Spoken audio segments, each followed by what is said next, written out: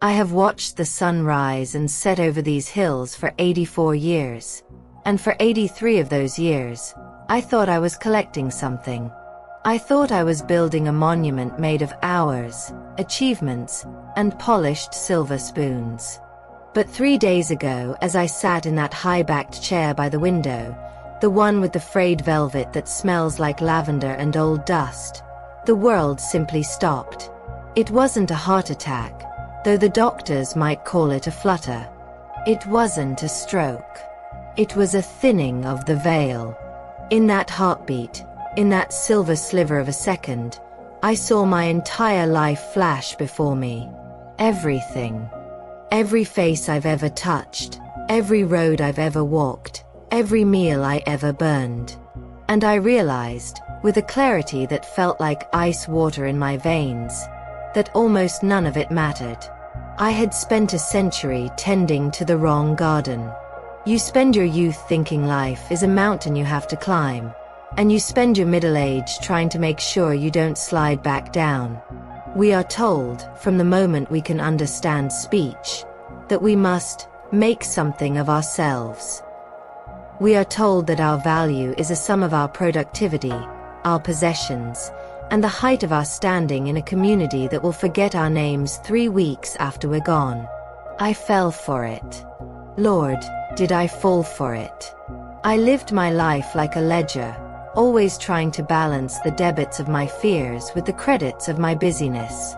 I thought that if I stayed busy enough, if I kept the house clean enough, if I climbed high enough, I would eventually reach a plateau of peace. But peace isn't a destination, and it certainly isn't something you can earn by exhausting yourself. When my life flashed before me, I didn't see the promotion I stayed up all night for in 1974. I didn't see the brand new car we bought in the 80s that smelled like leather and ego. I didn't see the perfectly curated dinner parties or the expensive curtains I agonized over for months. Those things, they weren't even shadows. They were just gone. Vapor.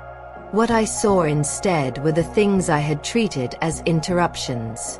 I saw the way the light hit a puddle after a rainstorm when I was 7 years old. I saw the exact shade of blue in my mother's eyes when she looked at me.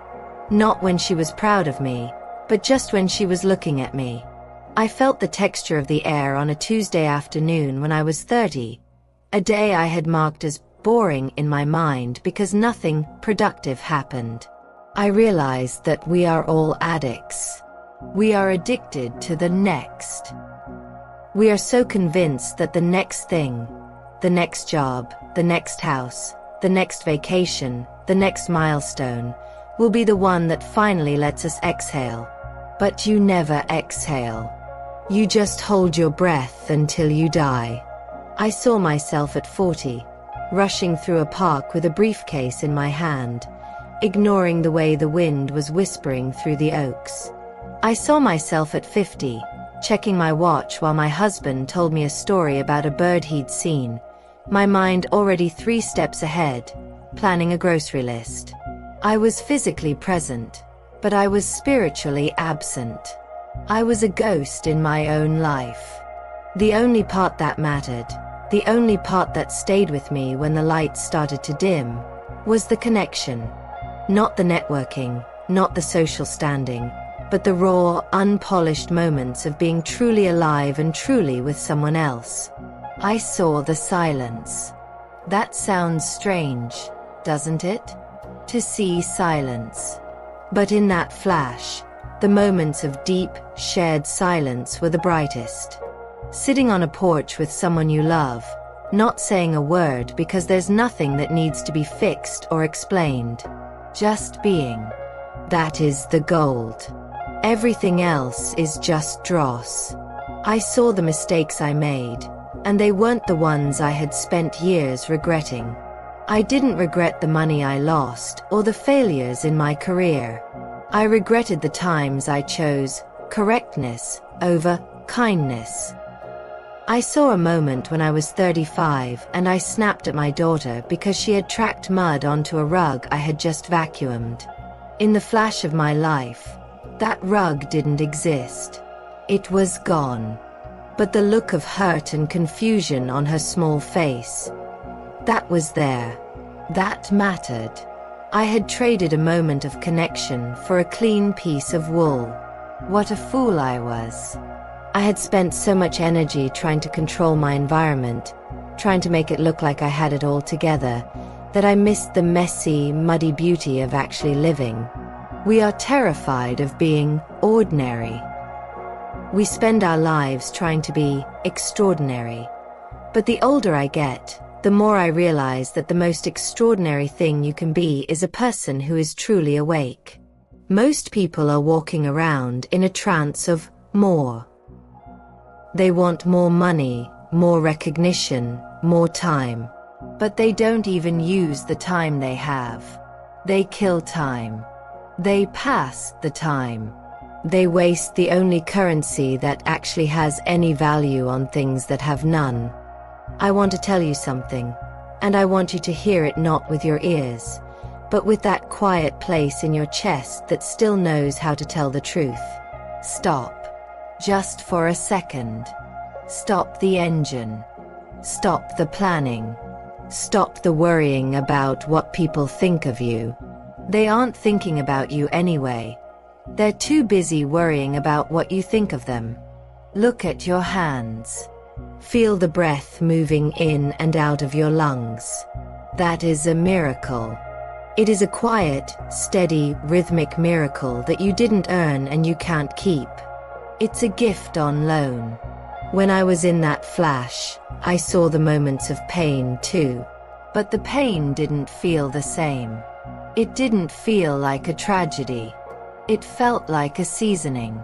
It felt like the cracks in a vessel that let the light get inside.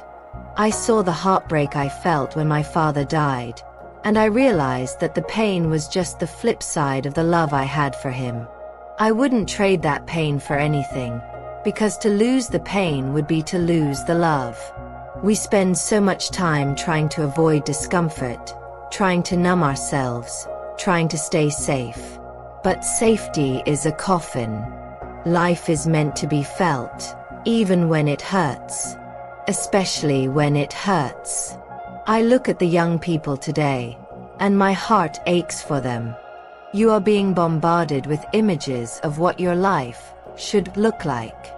You are being told that you are failing if you aren't constantly evolving, constantly succeeding, constantly living your best life.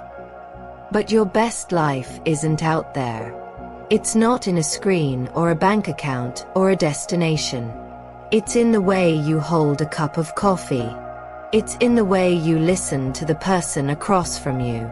It's in the way you allow yourself to be bored without reaching for a distraction. I spent decades thinking I was the main character in a grand epic. But in the flash, I saw that I was just a part of a much larger, much more beautiful symphony. I saw that myself, this ego I had spent so much time polishing, was just a temporary costume. The parts of me that truly mattered were the parts that I gave away. The moments of selflessness. The moments when I forgot about Hattie May and just cared about another soul. Those were the only parts that had any weight. The rest was just feathers. If I could go back to that girl in her 20s, the one who was so anxious about her future, I wouldn't give her career advice.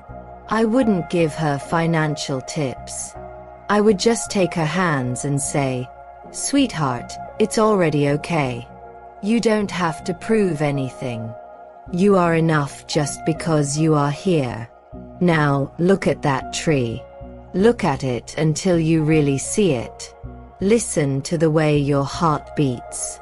That's the only music that matters."